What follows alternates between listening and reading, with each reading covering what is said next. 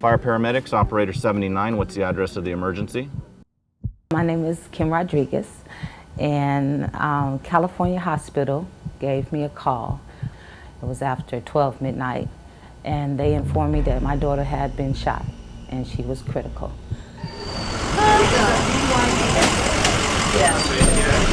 Continue with the transport to California, and we'll see you at 8. If you have any problems en route, just recontact, over. Okay, thank you. Rest 6-4 is clear. 6-4 California clear. 15, go ahead. Saving a life meaning saving the world. And I have been through all my life on that criteria, meaning every patient, being an executive, a policeman, a gang member, a poor guy, a rich guy, has a family that love him and will miss him tremendously.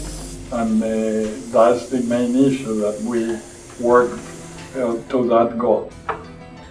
Of course, I rushed down here to find out that not only had she had one surgery, she was getting ready to have her second one. They brought me on the floor, really don't know which one it was, but it was a Dr. Henry that told me he's going to save my daughter's life, and which he did.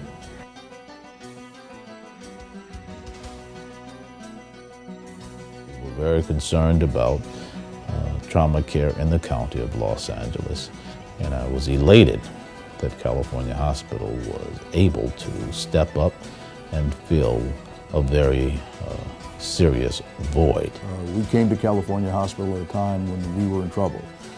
We were forced to close the trauma center at Martin Luther King Hospital because of issues of competency that are well documented. Martin Luther King was a very unique problem for LA County. It was very sad to see it close. Very frankly, there were many hospitals closing at the same time. So closing a public hospital was compounded. Back in 2004, with the financial problems that most hospitals had and most trauma centers, there was a kind of an underground movement of the smaller hospitals going out of business.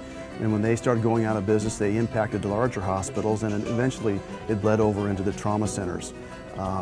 So that's what the climate was like back in 2004. People were fighting to keep MLK open, and actually California Hospital stepped up to the plate and became a trauma center, actually saving the city of Los Angeles. At the time California Hospital was going for its trauma designation, I was the medical director for the emergency department, the J. Thomas McCarthy Center for Emergency Services. Because of the location of the hospital, we still cared for a lot of trauma patients, but we really didn't have the infrastructure to effectively do so. We're here to celebrate a dream that began 4 years ago. When I first arrived at the hospital, Dr. Splon and I began talking about a trauma program.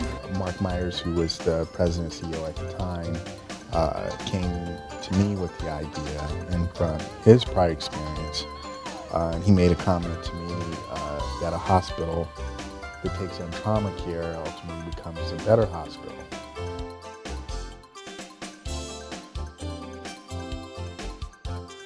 There aren't a lot of hospitals in southern Los Angeles County that were capable of assuming the role of a trauma center. California was one of them. California did not have to do it. California Hospital could have said, we're fine with our emergency room and treating our patients in surgery, but we don't want to take on the responsibility, the obligations and the risks of trauma care. But they didn't walk away, they stepped up. And for that, the County of Los Angeles is eternally grateful. Clearly, it's a commitment. The doctors can work anywhere. Why do they come here? Because the challenge is here, because they come here to serve, which ultimately is the goal of anybody who works in a hospital, particularly a trauma center. They serve a mission here that they couldn't serve working in your traditional emergency room. And that's why you see some of the best surgeons and doctors and nurses and x-ray techs and the entire team who feel committed and proud of what they provide here. California was one of our very first level 2 trauma centers to go for verification in a very long time.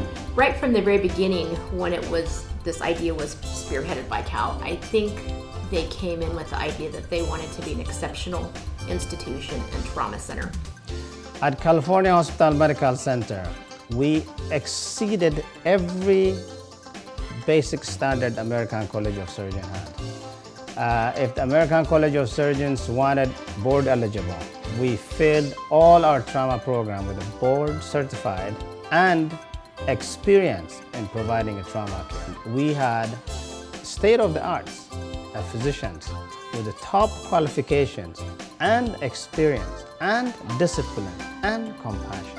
Cal kind of set a standard 5 years ago that kind of raised the bar for a lot of other centers that have now sought and achieved verification by the American College of Surgeons. We passed the first verification with 0 deficiency, and that was really a testimony to the performance and the skill and ability of our surgeons.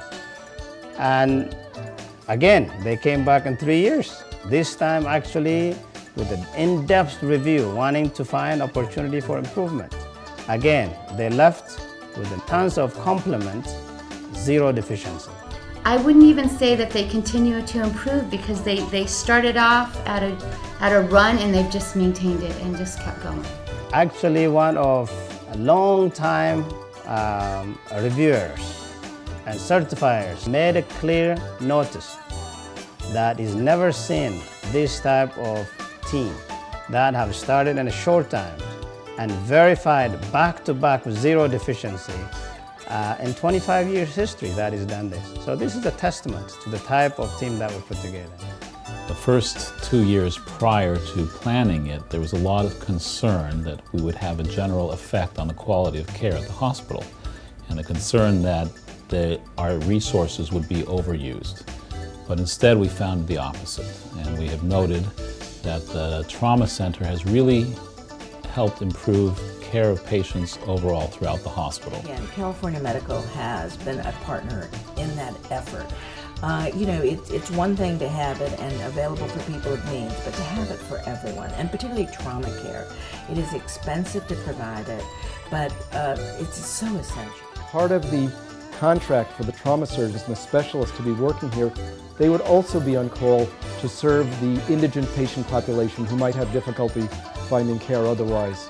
So it's been a wonderful rising tide that's lifted the boats of all the patients. There is trauma going on every single day, and you need to have a whole series of specialty care docs and surgeons that are available.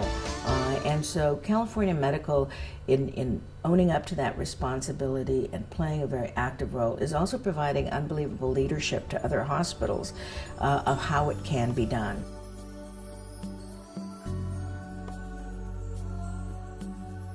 It's very difficult for a hospital to decide that they're going to become a trauma center and then get all of the various silos to break down and to get everybody working together to actually make that happen. To go from nothing to start a very successful trauma program, you need great leadership. You need people with a vision, people that want to help people, and have the administrative as well as all the technical skills to put together the personnel to make a program like this successful. This group has pulled it off. You should be very proud of what you've done. And in fact, I think you should serve as a role model for others and that want to try to do the same thing. As the director, Dr. Hinika is amazing. So working with someone like him and the team that he's brought here is a wonderful experience for me. It's definitely a lot of weight on his shoulders, and it would fall apart if you did not have someone who is that kind of focused and committed. Because remember, you're talking about neurosurgeons, orthopedic surgeons. Getting us to act in concert is like herding cats. To be perfectly honest, I work at other hospitals and I'm on other teams, but they're not like this. They don't have the same chemistry. And so you don't get the same fulfillment that I get here because I'm a part of a team that works together. And I'm a part of a system that cares about its patients. I don't think there's any leadership better. I truly don't.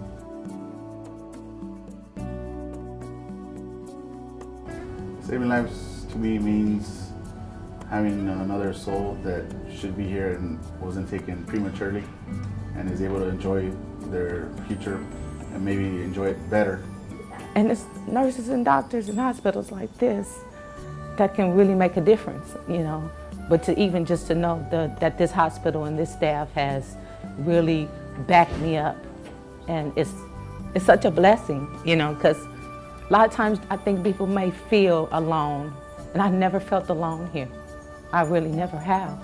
You know, what I like about the hospital is, even though the hospital's grown, it's state-of-the-art, and you know, the women's pavilion, the trauma center, things like that, it still has that level of intimacy and neighborhood-based delivery of quality healthcare services. And if the trauma center wasn't here with the facility and staff,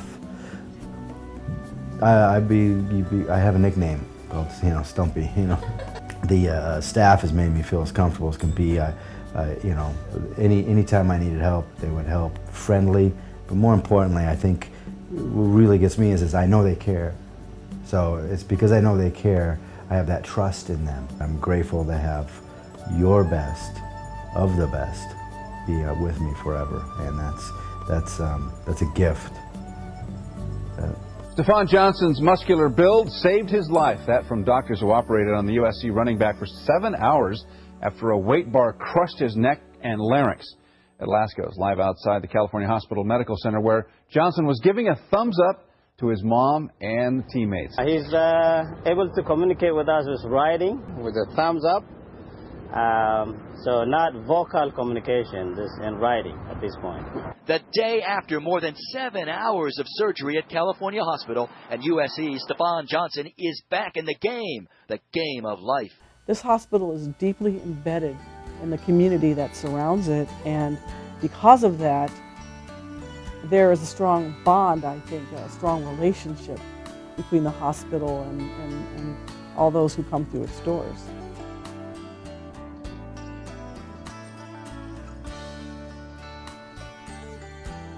A lot of people say miracles happen. I think the trauma team, the physicians, the staff who work there, make them happen. These doctors never say no. They look at the patient and say, oh, I can save that limb, I can save that life. Sometimes when you hear the stories about what happens to people and how they end up here, it's so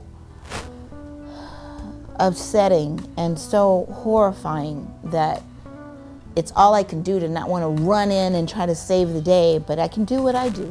That's the one thing I can do, which will help them, so that's what I do. When the clear avenue for most physicians would have been, oh, we should amputate that limb. Our doctors say, oh, all we have is one blood vessel, that's enough. Let's put it together, and you'll see that time and time again in this hospital. Lots of things inspire me. The team around me, even when I'm tired, I'll see their dedication and it'll make me pull out whatever that leftover energy is that I didn't think I had, it comes. The patients themselves. You want to help people, you want to make them better, you want to do everything you can do so that they walk out of here as whole as they can be. We emphasize a lot working together, and nobody's job is insignificant or small, and whoever is doing anything, it translates into the benefit of the patient. We like to treat all our patients as miracles, and that's our goal. California Hospital and the nursing staff and the doctors have always kept saying, you know, she is our little miracle, she's one of our miracles, and don't worry about her, and I don't. I sleep well at night when I leave here. I know my baby is really going to be taken care of. I think it takes a special individual to work at California Hospital. This is a challenging place to work, but the reward is very high, knowing that you're taking care of sick people, you're making a difference, doing what we train to do. And so if you look around this hospital, both in the trauma and the ER, as well as throughout all of the other services, we have physicians that have been here for 30, 35 years, continuing to take care of this population when clearly they could make more money or have a more comfortable lifestyle elsewhere. But I think the people who are here, who stay here, they really enjoy this work, they really believe in it, and they wouldn't want to be anywhere else. There is a scriptural injunction that your old men will have visions, that your young men will have dreams, and that your children will prophesy. I think that we have seen that scriptural process work itself out in the immense success of this enterprise.